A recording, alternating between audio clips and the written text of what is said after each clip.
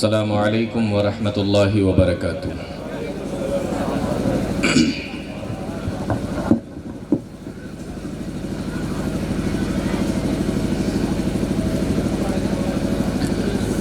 ان الحمد للہ نحمده ونستعینه ونستغفره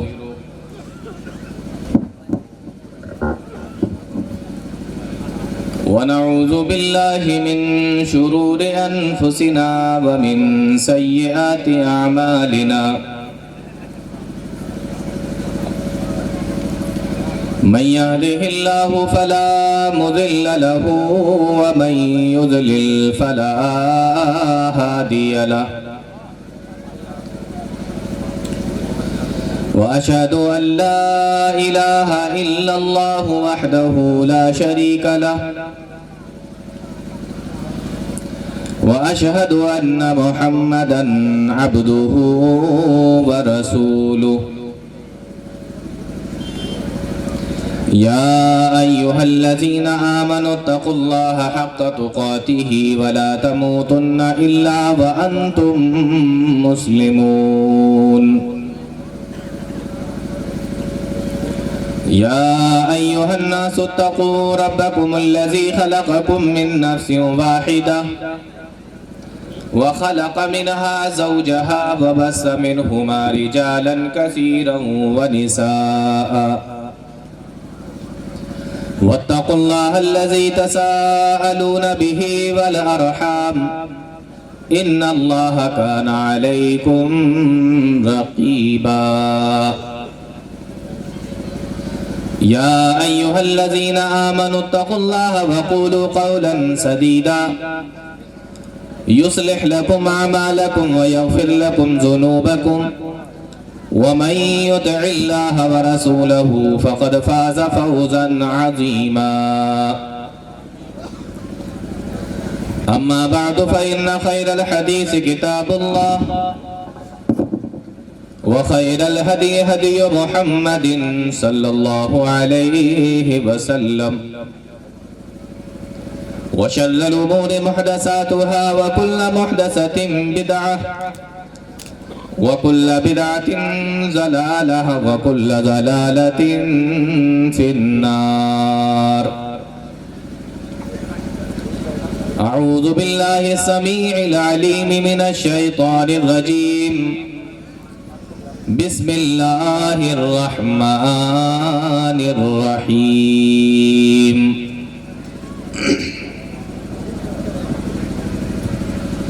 قل هل يستوي الذين يعلمون والذين لا يعلمون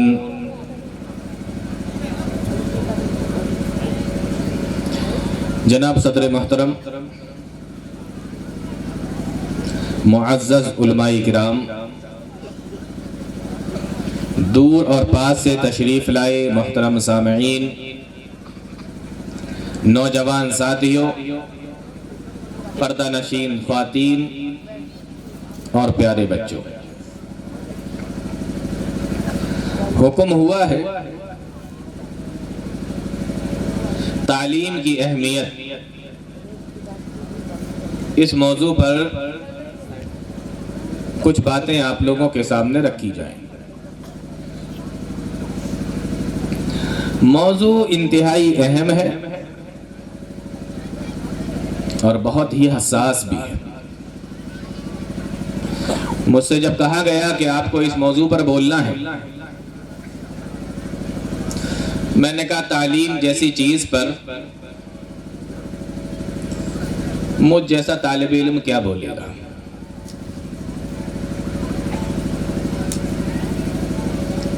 کسی اور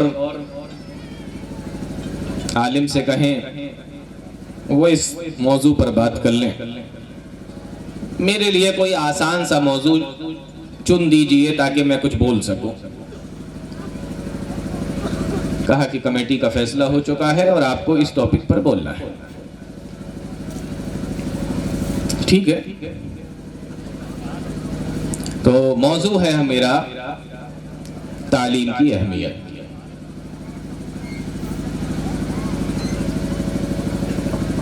کچھ باتیں آپ کے سامنے رکھنے کی کوشش کرتا ہوں۔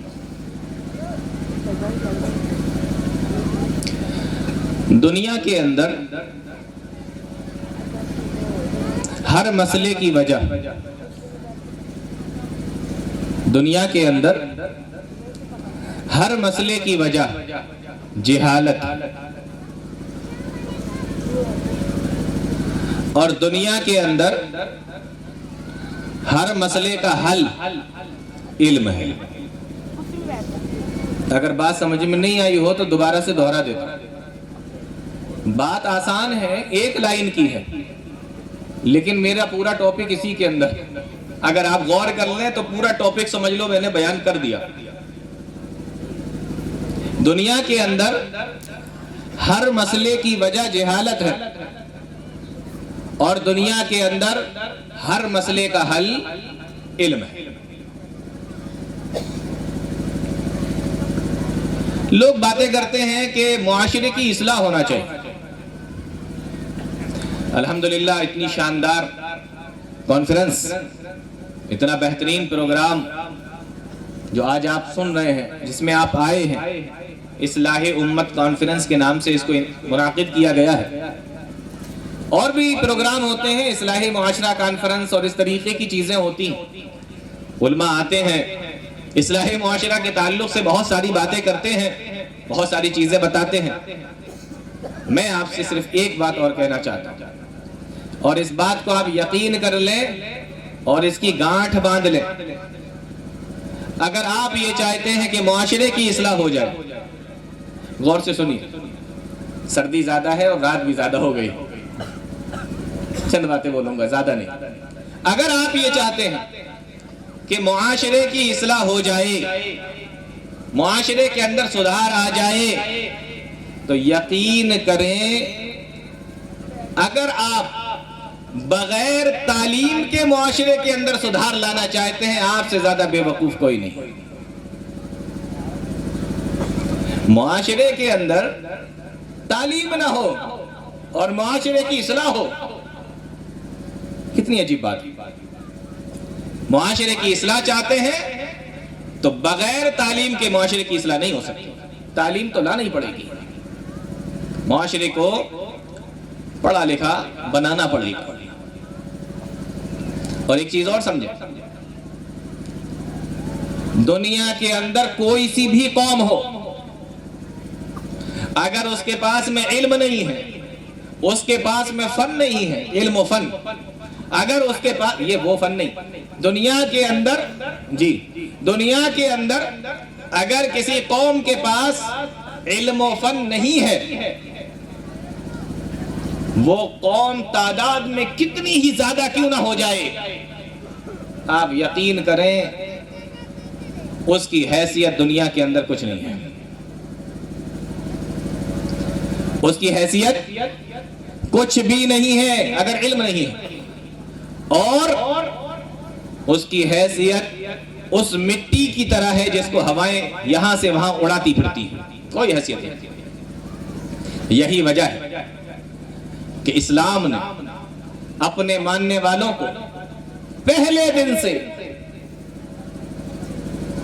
سمجھ میں آ رہا، اسلام نے اپنے ماننے والوں کو پہلے دن سے تعلیم پر زور دیا، تعلیم پر زور دیا۔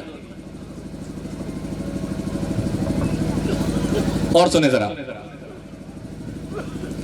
پیارے نبی صلی اللہ علیہ وسلم جس سماج کے اندر آئے، جس قوم کے اندر آئے، جس شہر کے اندر اور جس قوم کے اندر پیدا ہوئے، جس سماج کے اندر پیارے نبی صلی اللہ علیہ وسلم تشریف لائے، کون سا گناہ ایسا تھا، کون سی برائی ایسی تھی جو سماج کے اندر نہ پائی جاتی ہوں؟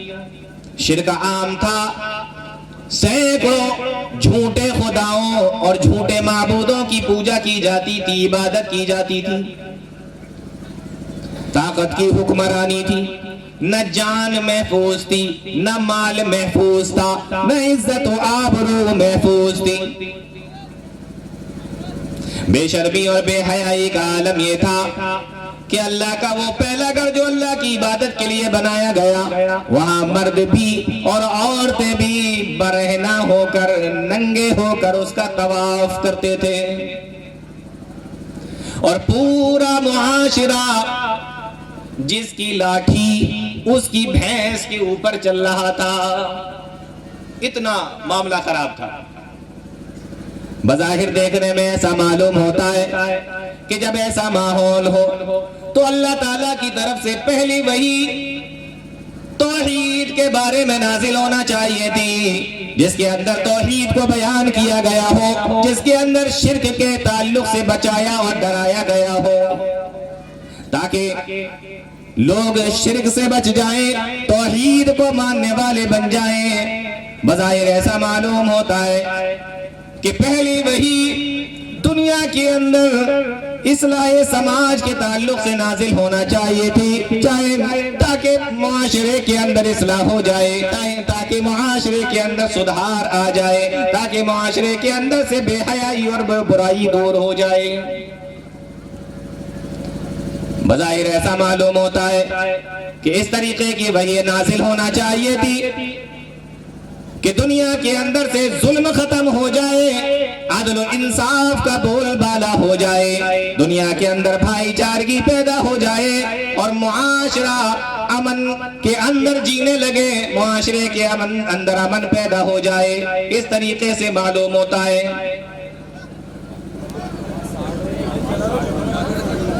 میرے بھائیوں، لیکن آپ دیکھیں اللہ تعالیٰ کا پہلا پیغام اس آخری امت کے نام نازل ہوتا ہے، وہ ادھر کا الذی خلق الانسان من علق اقرأ وربک الاکرم الذی علم بالقلم علم الانسان ما لم یعلم۔ یہ 5 آیتیں نازل ہوئیں۔ پڑھو، اقرا پڑھو، بسم ربک الذی خلق، اپنے رب کے نام سے جس نے پیدا کیا، خلق الانسان من علق، پڑھو جس نے انسان کو جمے ہوئے خون سے بنایا، اقرا وربک الاکرم، پڑھو اپنے پروردگار کے نام سے، اپنے رب کے نام سے جو بڑا کریم ہے، الذی علم بالقلم، جس نے قلم کے ذریعے سے علم سکھایا، علم الانسان ما لم یعلم، اور انسان کو وہ سکھایا جو وہ جانتا نہیں تھا۔ پہلی وحی نازل ہوئی، کیا نازل ہوئی؟ پڑھو، نہ توحید کے بارے میں، نہ شرک کے بارے میں، نہ ظلم کے بارے میں، نہ عدل و انصاف کے بارے میں، نہ بے حیائی کے بارے میں، نہ بے شرمی کے بارے میں، نہ اصلاح سماج کے بارے میں، نہ اصلاح معاشرہ کے بارے میں۔ پہلی وحی اللہ تعالیٰ کا پہلا پیغام اس آخری امت کے نام آتا ہے۔ سوچو پیغام کتنا اہم ہوگا جو پہلا پیغام ہے، اور اس امت کے، اس آخری امت کے نام ہے۔ اللہ تعالیٰ نازل فرما رہا ہے، اقرا بسم ربک الذی خلق، پڑھو اپنے پروردگار کے نام سے جس نے پیدا کیا۔ پڑھنے کا حکم دیا جا رہا ہے۔ کیوں دیا جا رہا ہے؟ وہ اس لیے دیا جا رہا ہے کہ اگر پڑھو گے، علم کی روشنی آئے گی تو جہالت کی تاریکیاں خود بخود ختم ہو جائیں گی، علم کی روشنی آ جائے گی تو شرک کا خاتمہ ہو جائے گا، علم کی روشنی آ جائے گی تو کفر کے باندھ ٹوٹ جائیں گے، علم کی روشنی آ جائے گی تو ہزاروں سال کا ظلم بھی ختم ہو جائے گا، اگر علم کی روشنی آ جائے گی عدل و انصاف کا بول بالا ہو جائے گا، اگر علم کی روشنی آ جائے گی تو سماج کے اندر سے بے حیائیاں بھی ختم ہو جائیں گی اور برائیاں بھی ختم ہو جائیں گی۔ اللہ تعالیٰ فرماتا ہے، اقرا پڑھو بسم ربک الذی خلق، اپنے اس پروردگار کے نام سے جس نے پیدا کیا۔ ایک ایک چیز کر کے نہیں بتایا جا رہا ہے کہ شرک کے بارے میں یہ آیت، کفر کے بارے میں یہ آیت، نہیں، ایک چیز بیان کر دی جو سب کا علاج ہے، ایک چیز بیان کی جا رہی ہے جو ساری برائیوں کا، ساری بے حیائیوں کا علاج ہے۔ کیا؟ پڑھو، علم حاصل کرو. علم آئے گا تو ساری چیزیں ساری برائیاں اپنی آپ ختم ہو جائے گی. امام مالک رحمہ اللہ فرماتے ہیں علم جو ہے نا یہ نور ہے, یہ روشنی ہے. کسی مکان کے اندر اگر اندھیرا پڑا ہوا ہو, چور ڈاکو اس کے اندر گھس جاتے ہیں. بہت سے لوگوں کو دیکھا گیا کہ اس کے اندر بیٹھ کر شراب بھی پیتے ہیں, جوا بھی کھیلتے ہیں, اس میں ایک کا نشہ بھی کرتے ہیں. سانپ بچھو کیڑے مکوڑے اس میں اپنا جگہ بنا لیتے ہیں. لیکن اگر اسی مکان کے اندر سے اندھیرا ختم کر دیا جائے, ایک لائٹ جلا دی جائے, ایک روشنی جلا دی جائے, ایک بلب جلا دیا جائے, تو جلدی سے کسی کے گھسنے کی اس کے اندر ہمت نہیں ہوتی ہے. سانپ بچھو بھی اس کے اندر اپنا ٹھکانہ نہیں بناتے, کیڑے مکوڑے بھی اس کے اندر جلدی سے نہیں آتے, اور اگر وہ اس کے اندر آ گئے ہو تو پھر وہاں سے نکل جاتے ہیں. کیوں؟ صرف ایک لائٹ جلانے کی وجہ سے, ایک بلب جلانے کی وجہ سے, وہاں پر روشنی کرنے کی وجہ سے. امام مالک فرماتے ہیں العلم نور, علم نور ہے, علم روشنی ہے. اس معاشرے کے اندر علم آ جاتا ہے, وہاں سے اس طریقے کے کیڑے مکوڑے نکل جاتے ہیں, وہاں سے یہ درندے نکل جاتے ہیں, وہاں سے زہریلے جانور بھی نکل جاتے ہیں, چور ڈاکوؤں کا وہاں پر حملہ بھی نہیں ہوتا ہے. اس لیے اللہ تعالیٰ نے اس معاشرے کی اصلاح کے لیے دنیا کے اندر سے کفر و شرک کو ختم کرنے کے لیے, دنیا کے اندر سے بے حیائی اور برائی کو مٹانے کے لیے ایک چیز بیان فرما دی, اقرا بسم ربک الذی خلق. او لوگو, اگر تمہیں اپنے سماج کے اندر سے شرک مٹانا ہو تو پڑھو, اگر تمہیں اپنے سماج کے اندر سے کفر مٹانا ہو تو پڑھو, اور اگر تمہیں اپنے سماج کے اندر سے بے حیائیاں اور برائیاں اور بے شرمیاں مٹانا ہو تو پڑھو. اقرا بسم ربک الذی خلق. او لوگو, پڑھو اپنے رب کے نام سے. ایک علاج بتایا, کتنی ساری بیماریاں ہیں, کتنی ساری بیماریوں کا صرف ایک علاج, کیا؟ پڑھائی, تعلیم, علم. قرآن کریم کی آیتیں دیکھیں, اقرا بسم ربک الذی خلق. پڑھو اپنے پروردگار کے نام سے, جس نے تمہیں پیدا کیا, جس نے پیدا کیا. سورت کے شروع میں اللہ تعالیٰ نے علم کی فضیلت کو بیان فرمایا, اور سورت کے بیچ میں اللہ تعالیٰ نے مال کی مذمت بیان فرمائی. علماء نے لکھا ہے انسان کو ایسی پڑھائی پڑھنا چاہیے, ایسی تعلیم حاصل کرنا چاہیے جو اس کو دنیا سے موڑ کر دین کی طرف لے جائے. اور سورت کو دیکھیں, اللہ تعالیٰ نے سورت کو شروع کیا اقرا بسم ربک الذی خلق. پڑھو اپنے پروردگار کے نام سے. سورت ختم ہو رہی ہے واسجد واقترب, سجدہ کر قریب ہو جا. علماء نے لکھا ہے, مفسرین نے لکھا ہے کہ انسان کو ایسی تعلیم حاصل کرنا چاہیے جو انسان کو اللہ تعالیٰ سے قریب کر دے. کچھ بھی نہیں کہ جو چاہ رہے ہیں وہ پڑھ رہے ہیں. اقرا بسم ربک الذی خلق. پڑھو اپنے پروردگار کے نام سے, پڑھو اپنے رب کے نام سے جس نے پیدا کیا. اور ایک بڑی عجیب بات ہے مفسرین نے لکھی ہے کہ یہاں پہلی آیت کے اندر ہی پیدا کرنے کے اوپر پیدا کرنے کی بات کی گئی ہے کہ جس نے پیدا کیا. اس میں اشارہ ہے کہ آگے چل کے تمہیں علم طب بھی حاصل کرنا پڑے گا, ڈاکٹری بھی پڑھنا پڑے گی. اس میں ایک مہین سا اشارہ ہے. خلق کہہ کر یہ بتایا گیا کہ علم طب بھی تمہیں حاصل کرنا چاہیے. اقرا بسم ربک الذی خلق, خلق الانسان من علق. جس نے انسان کو جمے ہوئے خون سے بنایا. مفسرین نے لکھا ہے کہ جو اللہ تعالیٰ, جو رب انسان کو جمے ہوئے خون سے بنا سکتا ہے, کیا وہ اللہ تعالیٰ بے پڑھے لکھے لوگوں کو پڑھنے والا نہیں بنا سکتا؟ اس لیے پڑھو, اور اس لیے بھی پڑھو اقرا وربک الاکرم. پڑھو, تمہارا رب بڑا کریم ہے. علماء نے لکھا ہے کہ یہاں پر اللہ تعالیٰ نے پڑھنے کے بعد کریم کا لفظ استعمال فرمایا, اکرم کا لفظ استعمال فرمایا. اس میں اس بات کی طرف اشارہ ہے کہ اگر تمہیں زمانے کے اندر عزتیں چاہیے تو تمہیں پڑھنا پڑے گا. اگر تمہیں آخرت میں عزتیں چاہیے تو پڑھنا پڑے گا. اگر تمہیں دنیا والوں کی نظر میں عزتیں چاہیے تو تمہیں پڑھنا پڑے گا. اور اگر تم اللہ تعالیٰ کی نظر میں عزت والا ہونا چاہتے ہو تو تمہیں پڑھنا پڑے گا. اقرا وربک الاکرم.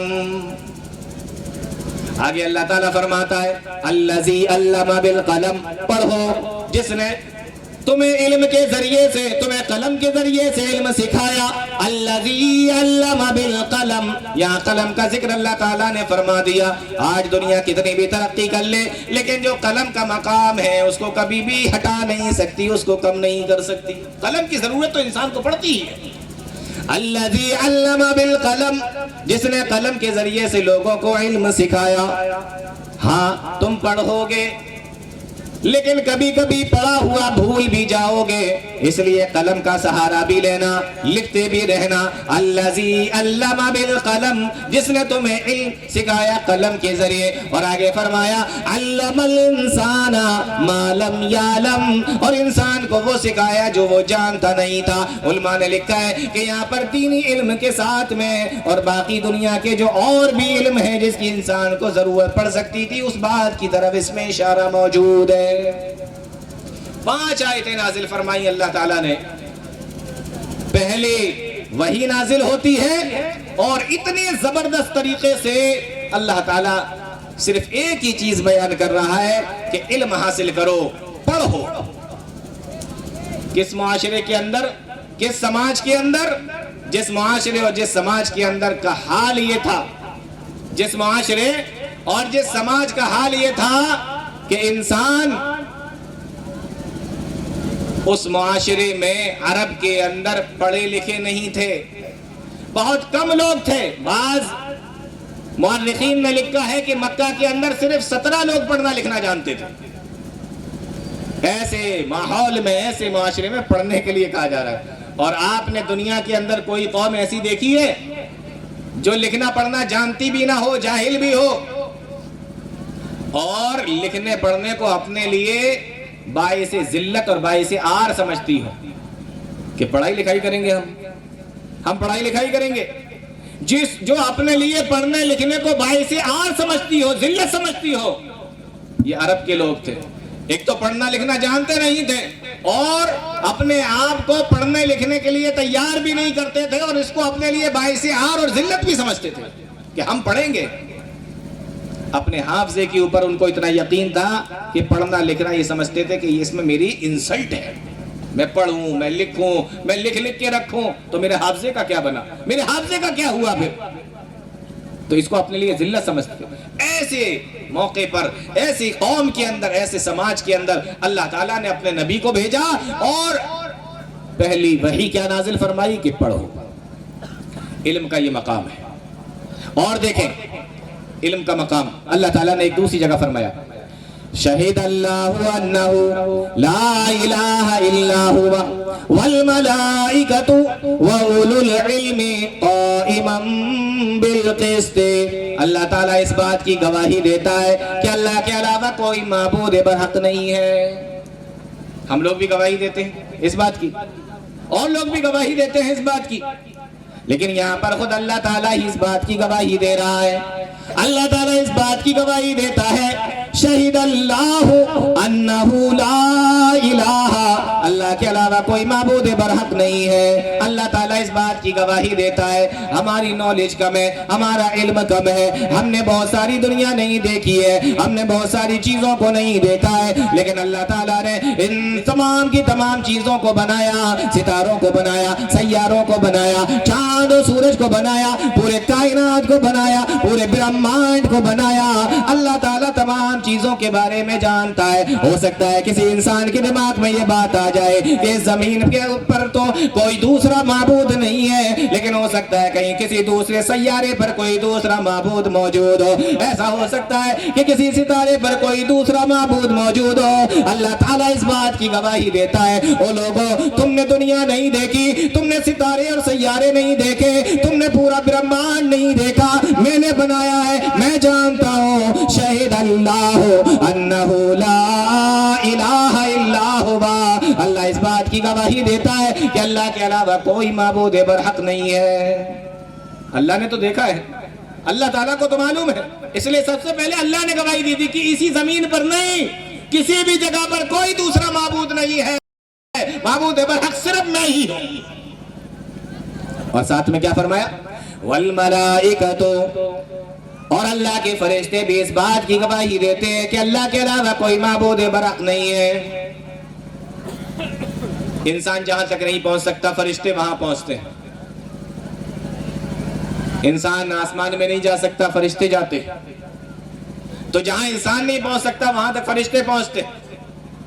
فرشتوں کا علم انسانوں کے علم سے زیادہ ہے. تو فرشتوں کو شامل کیا کہ یہ فرشتے بھی اس بات کی گواہی دیتے ہیں کہ اللہ کے علاوہ کوئی معبود برحق نہیں. اور تیسرے نمبر پر یہ علم کی فضیلت ہے. اللہ تعالیٰ نے تیسرے نمبر پہ بیان فرمایا شہید اللہ انہ لا الہ الا ہوا والملائکۃ واولو العلم. اور دنیا کے اندر جن کے پاس میں علم ہے, جو علم والے ہیں, جو جانکار ہے, وہ بھی اس بات کی گواہی دیتے ہیں کہ اللہ کے علاوہ کوئی معبود برحق نہیں ہے. علماء نے لکھا ہے یہاں علم کا یہ مقام ہے, یہاں علماء کا یہ مقام ہے, یہاں جانکار لوگوں کا یہ مقام ہے کہ اللہ تعالیٰ نے اپنے نام کے ساتھ میں فرشتوں کا ذکر فرمایا اور فرشتوں کے ساتھ میں علم والوں کا ذکر فرمایا. اور معاف کیجئے گا اللہ تعالیٰ نے اس آیت کے اندر اولو العلم کہا ہے, اولو المال نہیں کہا ہے کہ مال والے بھی جانتے ہیں کہ اللہ کے علاوہ کوئی معبود برحق نہیں ہے. اس سے پتہ یہ چلا کہ علم کا درجہ مال سے بھی زیادہ بڑا ہے. اللہ تعالیٰ نے اپنے رب ہونے کی اور اپنے معبود ہونے کی گواہی دی تو پہلے خود گواہی دی, پھر فرشتوں کا ذکر کیا اور اس کے بعد میں علم والوں کا ذکر کیا. یہ ہے علم کا معاملہ. ایک تیسری آیت دیکھیں علم کے تعلق سے. حضرت سلیمان علیہ السلام کون ان کو نہیں جانتا. اللہ تعالیٰ نے کس کس طریقے کے معجزوں سے ان کو نوازا تھا. اللہ تعالیٰ سے دعا کرتے ہیں رب اغفر لی وہب لی ملکا لا ينبغی لأحد من بعدی. اے اللہ مجھے ایسی حکومت عطا فرما جو میرے بعد کسی کو بھی نہ دینا, ایسی حکومت مجھے عطا فرما.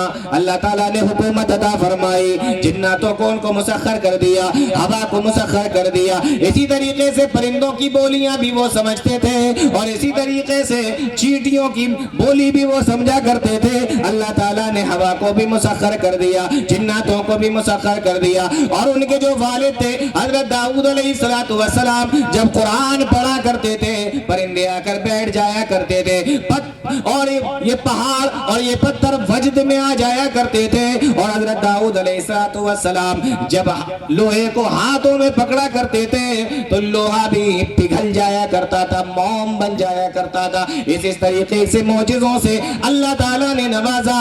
لیکن جب اللہ تعالیٰ نے اپنی نعمت کا ذکر فرمایا, بادشاہت کا ذکر نہیں کیا, ان کے اس معجزوں کا ذکر نہیں کیا, بلکہ اللہ تعالیٰ نے فرمایا وَلَقَدْ آتَيْنَا دَاوُودَ وَسُلَيْمَانَ عِلْمًا. ان لوگوں ہم نے اپنے بندے داؤد کو اور ہم نے اپنے بندے سلیمان کو علم عطا فرمایا تھا. اتنی نعمتیں دینے کے بعد, اتنے معجزے دینے کے بعد, اتنی زبردست بادشاہت دینے کے بعد اللہ تعالیٰ نے جب نعمتوں کا ذکر فرمایا تو صرف ایک نعمت کا ذکر کیا. فرمایا وَلَقَدْ آتَيْنَا دَاوُودَ وَسُلَيْمَانَ عِلْمًا. ہم نے داؤد اور سلیمان کو علم سے نوازا تھا, ہم نے ان کو علم عطا فرمایا تھا. یہ ہے علم کا مقام. علم کے مقابلے میں کوئی دوسری نعمت اس کا مقابلہ نہیں کر سکتی. اسی لیے قرآن کریم کے اندر ایک دعا آئی ہے اور اللہ تعالیٰ نے اپنے نبی جناب محمد رسول اللہ صلی اللہ علیہ وسلم سے فرمایا اے میرے نبی آپ اس دعا کو پڑھا کرو, آپ اس دعا کو مانگا کرو. کون سی دعا ہے؟ فرمایا آپ کہو رب زدنی علما, اے اللہ میرے علم کو بڑھا دے, اے اللہ میرے علم کے اندر اضافہ فرما دے, اے اللہ میرے علم کے اندر اضافہ فرما. یہ دعا ہے میرے نبی آپ پڑھا کریں, یہ دعا میرے نبی آپ مانگا کریں. علماء نے لکھا ہے کہ علم سے زیادہ اگر کوئی فضیلت والی چیز ہوتی تو اللہ تعالیٰ اس کو بڑھانے کے لیے کہتا. اللہ تعالیٰ اپنے نبی کو سکھاتا, اپنے نبی کو بتاتا اپنے نبی کو سکھاتا، اپنے نبی کو بتاتا کہ آپ یہ دعا مانگا کریں اور اس چیز کے بارے میں دعا مانگا کریں، اس چیز کے بارے میں کہا کریں. لیکن اللہ تعالیٰ نے صرف ایک چیز کے بارے میں بیان فرمایا، اے میرے نبی آپ علم کے بارے میں دعا کیا کریں کہ اللہ تعالیٰ تمہارا علم بڑھا دے. رب زدنی علما، اے میرے پروردگار میرے علم کو بڑھا دے. علماء نے لکھا ہے کہ علم سے زیادہ اگر کوئی فضیلت والی چیز ہوتی تو اس کو بڑھانے کے لیے کہا جاتا. کیا مقام ہے علم کا. قرآن کریم کی آیتیں دیکھیں، پیارے نبی صلی اللہ علیہ وسلم کے فرمان دیکھیں. ایک اور آیت دیکھیں علم کے تعلق سے. اللہ تعالیٰ قرآن کریم کے اندر بیان فرماتا ہے، یرفع اللہ الذین آمنوا منکم والذین اوتوا العلم درجات. اللہ تعالیٰ تم میں سے ایمان والے بندوں کے درجوں کو بڑھاتا ہے اور اللہ تعالیٰ تم میں سے علم والے بندوں کے درجوں کو بھی بڑھا دیتا ہے. یہاں پر اللہ تعالیٰ نے دو چیزوں کا ذکر فرمایا. اگر تمہارے پاس میں ایمان ہے تو علم بڑھے گا، اور اگر تمہارے پاس میں علم ہے تو تمہارے درجات بڑھ جائیں گے. یرفع اللہ الذین آمنوا منکم والذین اوتوا العلم درجات. اللہ تعالیٰ علم والے لوگوں کے درجات کو بڑھاتا ہے. اتنی زبردست چیز ہے علم. کیسے بڑھاتا ہے؟ صحیح مسلم کی حدیث اٹھا کر دیکھیں. حضرت عمر بن خطاب رضی اللہ تعالیٰ امین المومنین ہے، اور آپ نے حضرت حارث کو مکہ کا امیر بنایا. ایک موقع پر حضرت عمر عثفان گئے تو وہاں پر دیکھتے ہیں کہ حضرت حارث موجود ہیں. آپ نے حضرت حارث سے پوچھا کہ تم مکہ سے یہاں تک آئے ہو، بتاؤ تم نے مکہ کا امیر اپنے بعد میں کس کو بنایا ہے؟ مکہ کا امیر تم نے کس کو بنایا ہے؟ فرمایا میں نے اپنے بعد مکہ کا امیر ابن ابزا کو بنایا ہے. یہ ابن ابزا کون ہے؟ حضرت عمر رضی اللہ تعالیٰ عنہ نے فرمایا ابن ابزا کون ہے؟ تو حضرت حارث نے فرمایا ابن ابزا ہمارے غلاموں میں سے غلام ہے. حضرت عمر رضی اللہ تعالیٰ عنہ نے فرمایا اے حارث پھر تو تم نے مکہ کا امیر غلام کو بنا دیا، مکہ کا امیر غلام کو بنا کر آئے ہو. حضرت حارث نے فرمایا ہاں میں نے ایک غلام کو مکہ کے لوگوں کا امیر بنایا ہے، لیکن وہ اللہ کی کتاب کا، قرآن کریم کا بہترین قاری ہے، اللہ کی کتاب کا بہترین قاری ہے، اور فرائض کا علم بھی اس کو بہترین طریقے سے آتا ہے. حضرت عمر نے جب یہ سنا تو فوراً کہنے لگے ان اللہ یرفع بہذا الکتاب اقواما ویضع بہ آخرین. بے شک اللہ کے نبی صلی اللہ علیہ وسلم نے سچ فرمایا تھا کہ اللہ تعالیٰ اس علم کے ذریعے سے بہتوں کو اونچا کر دیتا ہے، اور اللہ تعالیٰ اس علم کے ذریعے سے بہتوں کو نیچا کر دیتا ہے، بہتوں کو گرا دیتا ہے. ایک غلام ہے مکہ کا امیر بنا ہوا ہے. کیوں؟ اس لیے کہ وہ قرآن کا بہترین قاری ہے اور فرائض کا بہترین عالم ہے، تو اس کو مکہ کا امیر بنایا گیا ہے. یہ علم کا مقام ہے کہ اگر غلام کو بھی علم ہو جائے تو وہ بھی امیر بن جائے. آپ اندازہ کریں، غلام تو غلام، انسان تو انسان. اگر یہ علم جانوروں کے پاس میں بھی چلا جائے تو اللہ تعالیٰ نے اس علم کی لاج رکھتے ہوئے، لحاظ کرتے ہوئے اس جانور تک کا ذکر قرآن کریم کے اندر بیان فرما دیا ہے. اگر یہ علم انسان تو انسان جانوروں کے پاس میں چلا جائے، جانوروں کو مل جائے، تو اللہ تعالیٰ نے انسان تو انسان ان جانوروں کی بھی لاج رکھی ہے، ان کا بھی لحاظ کیا ہے، اور ان کے ذکر کو بھی اللہ تعالیٰ نے قرآن کریم کے اندر بیان فرما دیا ہے. اندازہ کرو یہ علم انسان کو کہاں سے کہاں پہنچا دیتا ہے. پہلے ایک حدیث سنیے. اللہ کے نبی صلی اللہ علیہ وسلم ارشاد فرماتے ہیں اذا بلغ الكلب في ناء احدكم فليغسل 7 مرات اولاهن بالتراب. او لوگوں جب تمہارے کسی برتن کے اندر کوئی کتا منہ ڈال دے تو اس کو 7 بار دھونا، اور پہلی بار مٹی سے دھونا. یہ حدیث ہے پیارے نبی صلی اللہ علیہ وسلم کی. کتنی مرتبہ دھونا؟ 7 بار دھونا، اور پہلی بار مٹی سے دھونا. اولاہن بالتراب، پہلی بار مٹی سے دھونا. یہ کتے کا حال ہے. मुंह डाल दे अगर तो 7 बार बर्तन को धोया जाएगा। लेकिन ये कौन सा कुत्ता है? ये बेइल्म कुत्ता है, ये जाहिल कुत्ता है। लेकिन अगर कुत्ता ऐसा हो जिसको सिखाया गया हो, जिसको सिखाया गया हो, उसके बारे में अल्लाह ताला क्या फरमाता है? वमा अल्लमतुम मिनल जवारिहि मुकल्लिबीना तुअल्लिमूनहुन्ना मिम्मा अल्लमकुमुल्लाह। और तुम्हारे वो जानवर जिनको तुमने शिकारी बना दिया, जिनको तुमने सिखा दिया, जिनको तुमने सिधा दिया, मिम्मा अल्लमकुमुल्लाह, जो अल्लाह ताला ने तुमको सिखाया था, फिर जब तुमने उसको शिकार के लिए छोड़ा, फकुलू मिम्मा अमसकना अलैकुम, और उसने जाकर उस जानवर को पकड़ लिया, शिकार को कर लिया, तो उस शिकार को तुम अल्लाह का नाम लेकर खा जाओ, अल्लाह का नाम लेकर तुम उसको खा सकते हो। यहाँ तक कि उलमा ने लिखा है कि अगर आपने कुत्ते को शिकार के ऊपर छोड़ा और आपने छोड़ते टाइम बिस्मिल्लाह कर लिया था और उसने जब पकड़ा तो शिकार मर गया, तब भी उस शिकार को खा सकते हो, क्योंकि आपने छोड़ते टाइम बिस्मिल्लाह पढ़ लिया था। उस कुत्ते के पकड़ने की वजह से, उस कुत्ते के मरने की वजह से शिकार हराम नहीं होगा। एक कुत्ता वो है जो बर्तन में मुंह डाल दे तो 7 बार धो, और एक कुत्ता वो है जो पकड़ ले और जानवर मर भी जाए और आपने बिस्मिल्लाह करके छोड़ा है तो उसको भी खा सकते हो। क्यों? क्योंकि उसके पास नॉलेज है और इसके पास नॉलेज नहीं है। और एक बड़ी अजीब बात है कि आपने अपना कुत्ता छोड़ा जो शिकारी है, सिधाया हुआ है, सिखाया हुआ है, आपने छोड़ा शिकार के ऊपर और बिस्मिल्लाह करके ही छोड़ा था। आपका कुत्ता शिकार के ऊपर लपका और इधर से एक दूसरा कुत्ता जो सिखाया हुआ नहीं है, शिकारी नहीं है, सिधाया हुआ नहीं है, दूसरे अल्फाजों में कह सकते हो कि एक जाहिल कुत्ता है, वो भी आया, दोनों ने मिलकर उस शिकार को पकड़ लिया और शिकार मर गया। अब आप शिकार को नहीं खा सकते क्योंकि आपको नहीं पता कि आपके शिकारी कुत्ते से वो शिकार मरा है या उस जाहिल कुत्ते से मरा है। तो जाहिल शामिल हो जाए तो एक हलाल चीज भी हराम हो जाती है। ये हाल है जहालत का और ये हाल है इल्म का। मेरे भाइयों, पता नहीं समझ में आ रही है बातें कि नहीं आ रही हैं, लेकिन मैं कुरान करीम के हवाले से आपको समझाने की कोशिश कर रहा हूं। ये इल्म का मकाम है। इसीलिए आप देखें कुरान करीम के अंदर जगह जगह पर, कुरान करीम के अंदर जगह जगह पर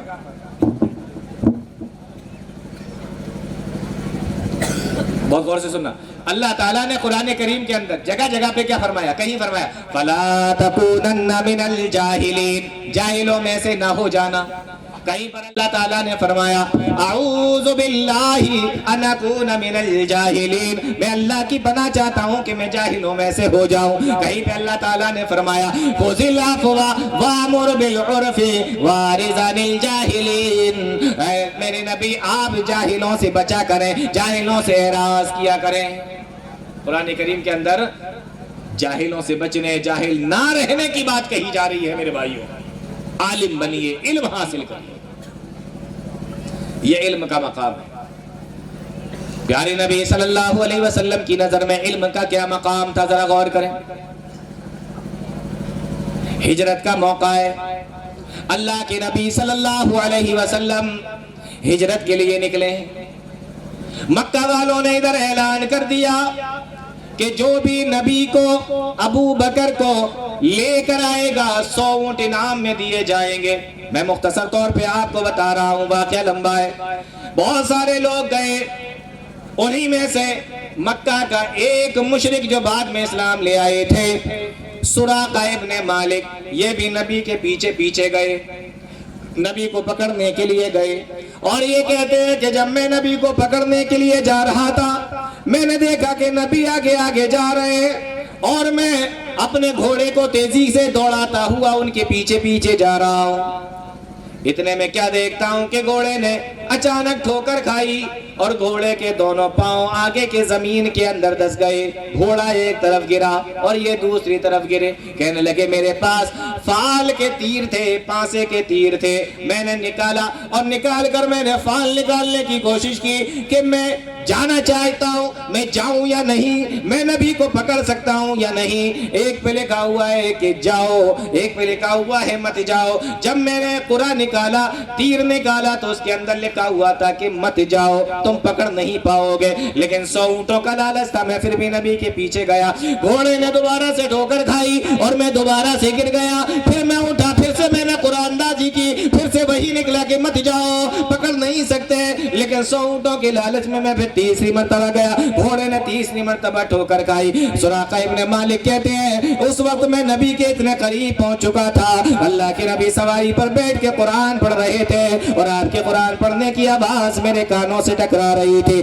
اللہ کے نبی میری طرف دیکھ نہیں رہے تھے، ابو بکر مجھے مڑ مڑ کے بار بار دیکھ رہے تھے۔ جب میں نبی کے بالکل قریب پہنچ گیا، اللہ کے نبی صلی اللہ علیہ وسلم سے حضرت ابو بکر صدیق نے کہا، اللہ کے نبی ھذا فارس قد لحق بنا، یہ گھڑ سوار ہمارے بالکل قریب آ گیا ہے۔ اللہ کے نبی صلی اللہ علیہ وسلم فرماتے ہیں پکڑ نہیں پائے گا، ٹینشن مت لو، پریشان مت ہو۔ نبی نے بددعا کی، 3 بار گرا۔ جب اس نے دیکھ لیا کہ میں پکڑ نہیں سکتا اور بار بار گر رہا ہوں تو نبی سے کہا کہ میرے لیے دعا کر دیجئے۔ نبی نے اس کے لیے دعا کر دی، کہا اللہ کے نبی میں آیا تو تھا آپ کو پکڑنے کے لیے، لیکن میں سمجھ گیا کہ میں آپ کو پکڑ نہیں پاؤں گا، بتائیے میرے لیے کوئی حکم ہے؟ پیارے نبی صلی اللہ علیہ وسلم نے فرمایا تمہارے لیے کوئی حکم نہیں ہے، بس اتنا یاد رکھنا کسی کو ہمارے بارے میں مت بتانا کہ ہم ادھر سے گئے۔ ٹھیک ہے؟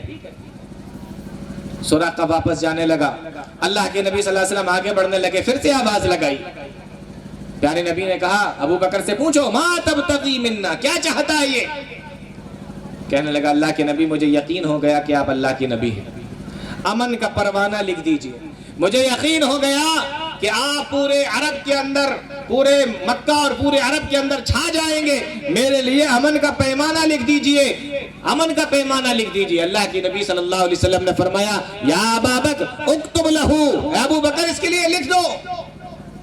میرے بھائیو غور کرنے کی بات یہ ہے، سوچنے کی بات یہ ہے، ہجرت کا سفر ہے، کتنا خطرناک سفر ہے، مکہ کے لوگ پیچھے پڑے ہیں اور ایسے موقع پر اللہ کے نبی صلی اللہ علیہ وسلم جب وہاں سے جا رہے ہیں، ایسے موقع پر اللہ کے نبی صلی اللہ علیہ وسلم اور ابو بکر جو ضرورت کی چیزیں ہیں وہ اپنے ساتھ میں لے کر جا رہے تھے، اور ایسے ہجرت کے موقع پر بھی اللہ کے نبی صلی اللہ علیہ وسلم قلم اور کاغذ لے کر جا رہے تھے، قلم اور کاغذ بھی اللہ کے نبی کے ساتھ میں تھا۔ اندازہ کرو ہجرت کا موقع ہے، اتنا خطرناک موقع اور اتنا خطرناک سفر، ایسے موقع پر بھی اللہ کے نبی صلی اللہ علیہ وسلم نے قلم اور کاغذ رکھنا نہیں چھوڑا، تبھی تو آپ نے لکھ کر دیا تھا، تبھی تو آپ نے ابو بکر سے کہا تھا کہ لکھ کر دے دو۔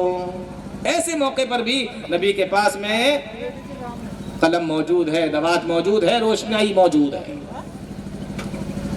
یہ ہے اہمیت علم کی نبی کی نظر میں۔ اور اس سے بھی زیادہ عجیب واقعہ دیکھیں، جنگ بدر کا موقع ہے، بدر کی جنگ ختم ہو گئی، 70 مشرکوں کو گرفتار کیا گیا، 4000 درہم کا فدیہ لگایا گیا کہ 4000 درہم دے دو، اپنے قیدی لے جاؤ، ایک آدمی کے لیے 4000 درہم کا فدیہ۔ پھر اللہ کے نبی صلی اللہ علیہ وسلم نے یہ اعلان کیا کہ اے لوگوں، تم میں سے جو پڑھنا لکھنا جانتا ہو، غور سے سننا، تم میں سے جو پڑھنا لکھنا جانتا ہو وہ مدینہ کے 10 بچوں کو لکھنا پڑھنا سکھا دے، میں محمد رسول اللہ 4000 درہم معاف کر دوں گا اور اس کو ایسے ہی چھوڑ دیا جائے گا۔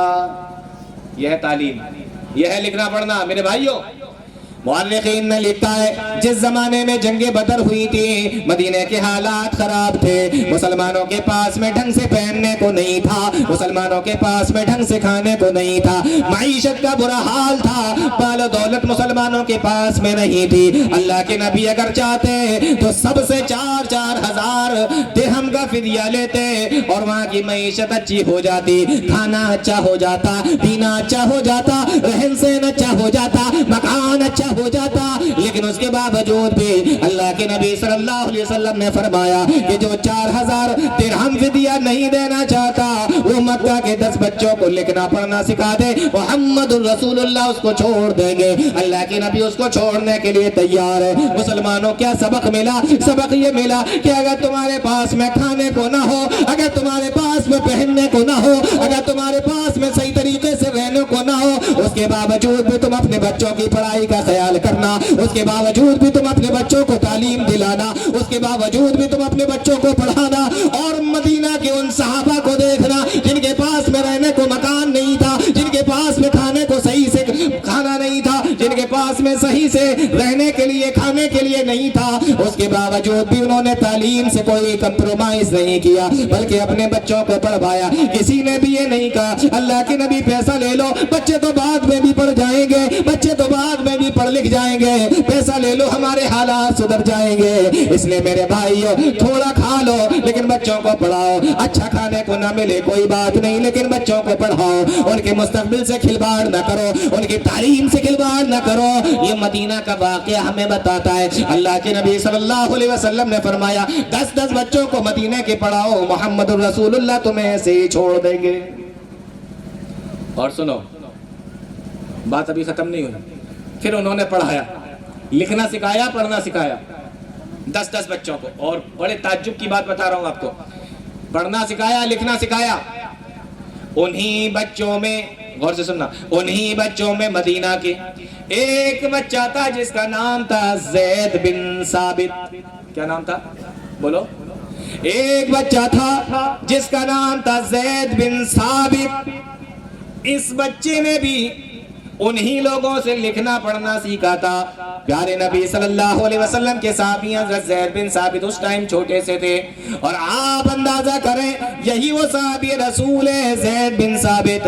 آگے چل کے جب حضرت ابو بکر صدیق رضی اللہ تعالیٰ عنہ کا زمانہ آتا ہے اور قرآن جو الگ الگ جگہوں پہ بکھرا ہوا تھا، الگ الگ جگہوں پہ لکھا ہوا تھا، حضرت ابو بکر صدیق نے فرمایا قرآن کو ایک جگہ پہ جمع کیا جائے، ایک مصحف کے اندر لکھ دیا جائے، ایک جگہ پہ جمع کر دیا جائے۔ اللہ کی قسم وہ لوگوں سن کر تمہاری طبیعت میں چل جائے گی، جانتے ہو اس کو جمع کرنے کی ذمہ داری کس کو ملی؟ اسی بچے کو جس نے ان لوگوں سے لکھنا پڑھنا سیکھا تھا، حضرت زید بن ثابت رضی اللہ تعالیٰ۔ دیکھ رہے ہیں کہاں پڑھائی لکھائی کام آ رہی ہے؟ ابو بکر کے زمانے میں کس نے جمع کیا قرآن کو؟ الگ الگ لکھا ہوا تھا اسی بچے نے، جس نے مدینہ کے اندر رہتے ہوئے اور مکہ کے اسیران بدر سے جنہوں نے پڑھنا لکھنا سیکھا تھا، زید بن ثابت، انہوں نے ہی وہ تمام چیزیں۔ یہ حال ہے میرے بھائی۔ ایک آخری بات بتا کے بات ختم کر رہا ہوں، مجھے اشارہ مل چکا ہے۔ ایک آخری بات، صحیح بخاری کی روایت ہے، یادی سن لیں پھر بات ختم کرتا ہوں۔ اللہ کے نبی صلی اللہ علیہ وسلم بیٹھے ہوئے ہیں، مسجد نبوی ہے، صحابہ اکرام سامنے بیٹھے ہوئے ہیں، پیارے نبی صلی اللہ علیہ وسلم فرماتے ہیں بینا انا نائم، او لوگوں میں سویا ہوا تھا، میں سویا ہوا تھا، بینا انا نائم، میں سویا ہوا تھا، اتیت بقدح لبن، او لوگوں مجھے ایک دودھ کا پیالہ پینے کے لیے دیا گیا۔ کہاں؟ کس میں؟ خواب میں سوئے ہوئے تھے، آپ کو دودھ کا پیالہ پینے کے لیے دیا گیا۔ اللہ کے نبی فرماتے ہیں فشربت، میں نے اس کو پی لیا، اور اتنا پیا حتی انی لأری الری یخرج فی اظفاری، اتنا پیا مجھے ایسا معلوم ہوتا تھا کہ دودھ میرے ناخنوں سے نکل رہا ہے، اتنا پی لیا میں نے، لیکن اس پیالے کے اندر دودھ بچ گیا۔ جب اس کے اندر دودھ بچا فاتیتو، میں نے اس بچے ہوئے دودھ کو عمر کو دے دیا، یعنی عمر بن خطاب رضی اللہ تعالیٰ عنہ کو دے دیا۔ صحابہ کہنے لگے اللہ کے نبی آپ نے خواب تو بیان فرما دیا ہے، اب اس کی ذرا تعبیر بھی بیان کر دیجئے، اس کی تعبیر بھی بتا دیجئے۔ بہت غور سے سنیے مسلمانوں، اس کی تعبیر بھی بتا دیجئے۔ پیارے نبی صلی اللہ علیہ وسلم نے فرمایا اس کی تعبیر العلم، علم ہے، علم ہے۔ کیا مطلب ہے علم ہے؟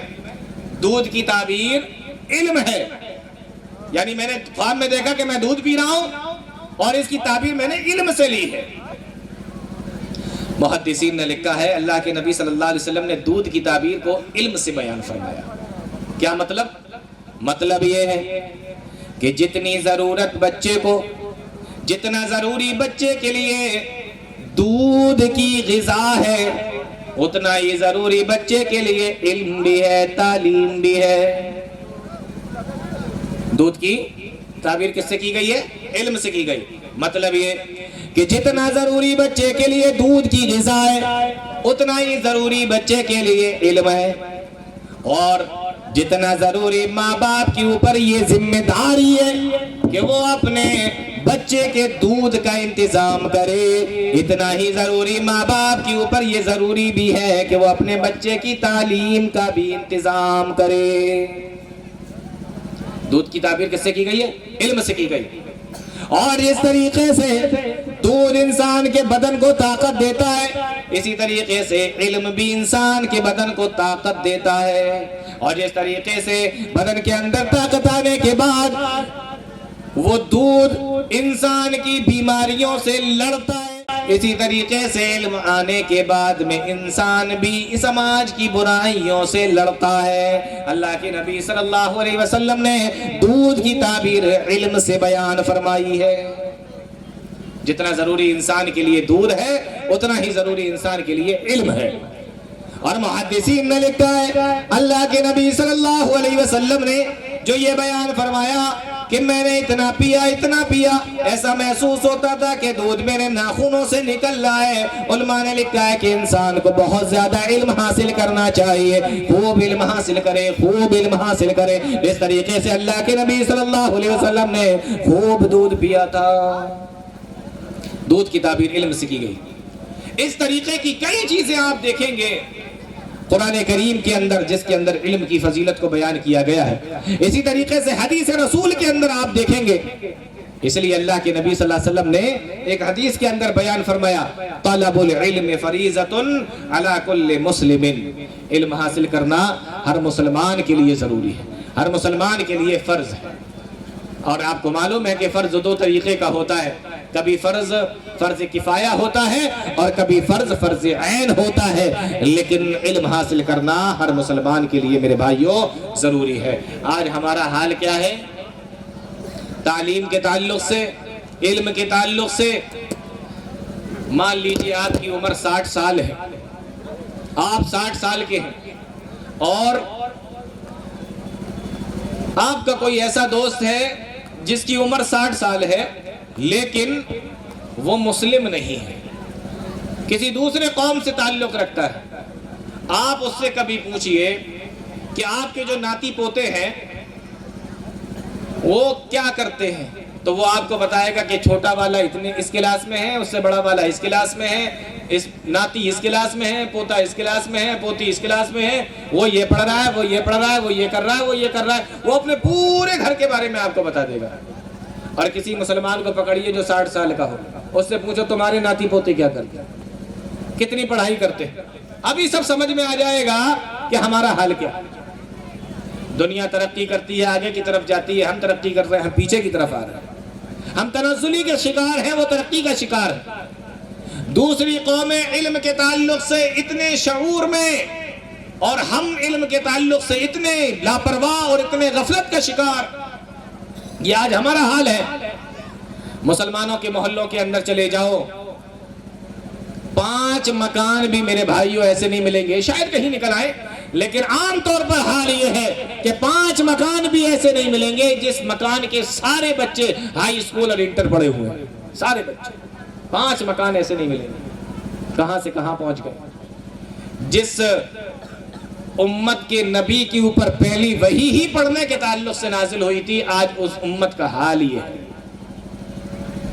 جس امت کے اوپر قرآن نازل ہوا، اس قرآن کے اندر پوری ایک سورت کا نام سورہ قلم ہو، اس امت کا آج حال تعلیم کے تعلق سے یہ ہے۔ آزادی کے وقت میں تقریباً 40% مسلمان سرکاری نوکریوں کے اندر تھے، آج حال یہ ہے کہ 4% بھی نہیں ہے۔ یہ آج ہمارا حال ہے۔ اتنے غفلت کا شکار علم کے تعلق سے،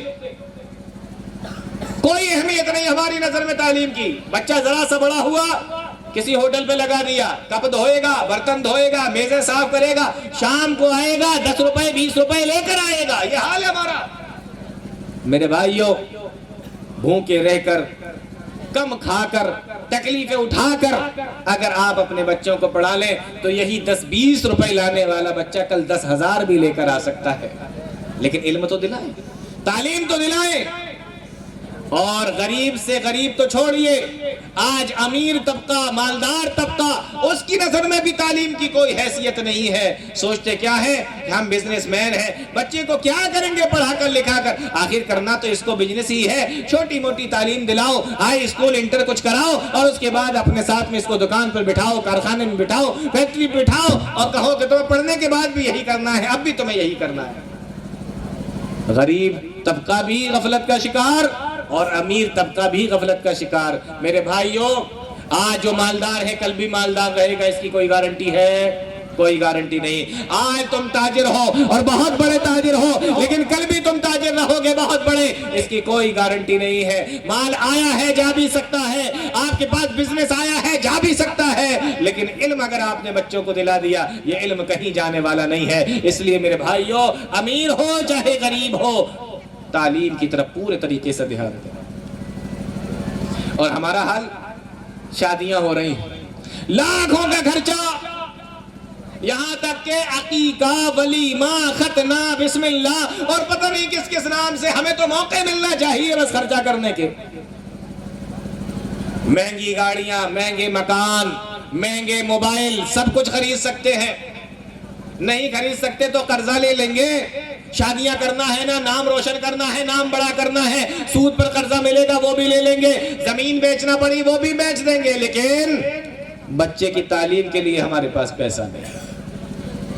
ऐसे ऐसे लोगों को भी देखा गया, मदरसे में बच्चे को लेके आते हैं, स्कूल में बच्चे को लेके आते हैं, मौलवी साहब इसकी फीस माफ कर दो, फीस माफ कर दो, गरीब घर का बच्चा है। अच्छा, और कभी घर पे जाकर देखो तो घर के हर आदमी के हाथ में 20-20 हजार वाला मोबाइल है। इतना गरीब है ये हाल है तालीम को लेकर हमारा। एक तो तालीम के तौर पर हमारे अंदर शऊर नहीं, दूसरी चीज हमें यह नहीं मालूम कि हमें पैसा लगाना कहाँ है। जहां लगाना है वहां लगाते नहीं, हम गरीब हैं। जहां नहीं लगाना है वहां पर कर्जा लेकर, जमीन बेचकर भी महंगी गाड़ियां, महंगे मोबाइल, महंगे शौक, सब कुछ पूरा कर रहे हैं। ये इस कौम का हाल है। और मेरे भाइयों, तीसरी चीज आप ये देखें कि माँ बाप से पूछो, मान लो किसी के बच्चे पढ़ने के लिए जाते भी हैं, उनसे पूछो आपका बच्चा पढ़ने जाता है? कहाँ जाता है? किस क्लास में? अभी 5वीं क्लास में। बच्चा पीछे से कहता है अब्बू 5वें में नहीं है, 6ठे में हूँ। इतनी गफलत के शिकार, मतलब ये भी नहीं पता कि बच्चा पढ़ किस क्लास में रहा है। अहमियत ही नहीं ना तालीम की। उनको ये भी नहीं पता, कितनी बार ऐसा होता है कि लोगों को यही नहीं पता होता बच्चा मेरा किस क्लास में पढ़ रहा है। कई बार मेरे सामने इस तरीके के वाकयात आए, मैंने पूछा आपका बच्चा किस क्लास में? कहा बच्चा 8वें क्लास में। बच्चा पीछे से कहता है अब्बू नहीं 7वें क्लास में हूँ। आप बाप कहता है 7वें, बच्चा कहता नहीं अब्बू 8वें क्लास में हूँ। मतलब ये भी नहीं मालूम कि बच्चा किस क्लास में पहुंच गया। यह हाल है हमारा तालीम को लेकर, यह हाल है हमारा इल्म को लेकर। तरजीहात बदल गई। जो पैसा हमें बच्चों की पढ़ाई लिखाई में लगाना था वो हम अपने नीचे लगा रहे हैं, अपने ऊपर लगा रहे हैं। और एक चीज और मैं कहना चाहूंगा, हम क्या समझते हैं, किसी गरीब को देखा उसकी मदद कर दी, कहीं देना हुआ दे दिया, ठीक है ये भी अच्छी चीजें हैं, दो। लेकिन आपको पता है इसके अलावा भी बहुत रास्ते हैं अपना पैसा लगाने के। अगर अल्लाह ताला ने आपको बनाया है, आपको दिया है, मालदार बनाया है, इसके अलावा भी बहुत सारे रास्ते हैं। आप ये देखो कि हमारे मोहल्ले में गरीब बच्चे कौन है। अगर सबका नहीं कर सकते तो कम से कम इतना तो कर सकते हो कि किसी एक गरीब बच्चे की पूरी 1 साल की फीस जमा करवा दो कि तू पढ़, फीस मैं जमा करूंगा। ये सदका नहीं है, इसमें सवाब नहीं मिलेगा, ये नहीं करना चाहिए, ये खिदमत खल्क नहीं है। किसी को बस्ता दिलवा दिया, किसी की ड्रेस दिलवा दी, किसी को कोर्स दिलवा दिया। मैं तो ये कहता हूं, बस आखिरी बात बता के बात खत्म कर रहा हूं, मैं तो ये कहता हूं मेरे भाइयों, तालीम के ताल्लुक से हमें इतना बेदार होने की जरूरत है, इतना बेदार होने की जरूरत है। वोट जब पड़ते हैं ना, चुनाव जब होते हैं, देखा होगा आपने, जब वोट पड़ते हैं, चुनाव होते हैं, जो नेता चुनाव में खड़े होते हैं उनको देखा होगा आपने, एक एक घर में जाते हैं, एक एक घर में, और घर में जाकर بھیک مانگتے ہیں, ہاتھ جوڑتے ہیں کہ بھیا ووٹ ہمیں دے دینا. ایک ایک گھر کا دروازہ کھٹکھٹا کر ایک ایک آدمی سے ووٹ کی بھیک مانگتے ہیں. ایسے ہی میرے بھائیوں, علم کے لیے ہمیں تحریک چلانے کی ضرورت ہے. ایک ایک گھر پہ جاؤ اور کہو بھائی تمہارے بچے پڑھنے کیوں نہیں جاتے, کیوں نہیں بھیجتے پڑھنے کے لیے, کیوں نہیں جاتے تمہارے بچے پڑھنے کے لیے. ایک ایک گھر پہ جانے کی ضرورت ہے. اگر بچے نے پڑھائی بند کر دی ہے تو کیوں کر دی ہے, بچہ نہیں پڑھ رہا ہے تو کیوں نہیں پڑھ رہا ہے. تم نے اپنے بچے کو ہوٹلوں پہ کیوں بھیجا وہاں کام کرنے کے لیے, تم نے اپنے بچے کو کارخانے میں کیوں لگایا کام کرنے کے لیے, تم نے اپنے بچے کو دوسرے کاموں پر کیوں لگا دیا. ابھی تو اس کی پڑھائی کی عمر ہے, ابھی تو اس کی پڑھنے کی عمر ہے. ایک ایک گھر میں جاؤ اور ایک ایک گھر کے بچوں کو, ایک ان کے گارجین کو, ان کے ماں باپ سے جا کے کہو کہ اس کو پڑھاؤ. جیسے چناؤ کے ٹائم پہ نیتا جو ہوتے ہیں نا, ووٹ مانگتے ہیں, بھیک مانگتے ہیں ووٹوں کی, ایک ایک گھر پہ جا کر. آج یہ ماحول بن گیا ہے, ایسا کرنا پڑے گا بچوں کو لانے کے لیے. آپ کو پتا نہیں بچہ امیر ہو یا غریب, کتنے بچے ایسے ہیں جو ہماری قوم کے, ہمارے سماج کے, ہمارے دھرم کے, ہمارے مسلم قوم کے, آپ کو معلوم ہے کتنے بچے ایسے ہیں جو ذہین ہیں, سمجھدار ہیں, ذہانت ان کے ماتھے سے چمکتی ہے, ان کے آنکھوں سے چمکتی ہے. اگر کوئی ہاتھ پکڑنے والا مل جائے تو یہ بچہ کہاں سے کہاں پہنچ جائے, اگر کوئی پڑھانے والا مل جائے تو یہ بچے کہاں سے کہاں پہنچ جائیں. 10-20 روپے میں یہ دوسری جگہ پہ جا کے چائے کے ہوٹلوں پر, کھانے کے ہوٹلوں پر اور دوسرے کارخانوں میں جا کے کام کر رہے ہیں. ہے کوئی ان کا ہاتھ پکڑنے والا, ان کو پڑھانے والا, ان کو آگے بڑھانے والا, ان کے ماں باپ سے جا کر کہنے والا, ان کو سمجھانے والا کہ دیکھو بھیا تم ابھی ان سے جو ہے کام کروا رہے ہو 10-20 روپے کی لالچ میں, لیکن اگر اسی بچے کو تم نے پڑھا لیا, کم کھا کر پڑھایا, اور اچھا نہ پہن کر ان کو تم نے اگر پڑھا لیا, تو یہی وہ بچہ ہے کل کرسی ڈال کے بیٹھے گا, پین کاپی اس کے ہاتھ میں ہوگی اور اس کے اگل بگل میں 10-20 مزدور کام کر رہے ہوں گے, اور اللہ کی قسم اس اکیلے بچے کی تنخواہ ان 20 مزدوروں سے بھی زیادہ ہوگی. بیداری کی ضرورت ہے میرے بھائیوں. آج اس امت کا, اس قوم کا حال یہ ہے جس کو سب سے پہلے بتایا یہ گیا تھا, اقرا بسم ربک الذی خلق, پڑھو اپنے رب کے نام سے جس نے پیدا کیا. اس لیے میرے بھائیوں تعلیم کی طرف سب سے زیادہ توجہ دینے کی ضرورت ہے. معاشرے کے اندر اگر اصلاح چاہتے ہو تب بھی تعلیم کی ضرورت ہے, اور ترقی کرنا چاہتے ہو, آگے بڑھنا چاہتے ہو تب بھی آپ کو تعلیم کی ضرورت ہے. کبھی ایسا نہیں دیکھا گیا کہ قوم جاہل بھی ہو ترقی بھی خوب کر رہی ہو. ترقی وہی قوم کرتی ہے جو علم حاصل کرتی ہے, تعلیم حاصل کرتی ہے. اللہ تعالیٰ ہم تمام لوگوں کو نیک عمل کی توفیق عطا فرمائے, قرآن و حدیث کو سمجھنے کی, اس پہ چلنے کی توفیق عطا فرمائے. آمین یا رب العالمین. وآخر دعوانا الحمدللہ رب العالمین. والسلام علیکم ورحمۃ اللہ وبرکاتہ. ماشاءاللہ, جزاک اللہ خیر. شیخ بڑے ہی پیارے انداز میں علم کے تعلق سے آپ کے سامنے قرآن و حدیث کی روشنی میں بہت ہی مفید باتیں کہہ رہے تھے. الحمدللہ.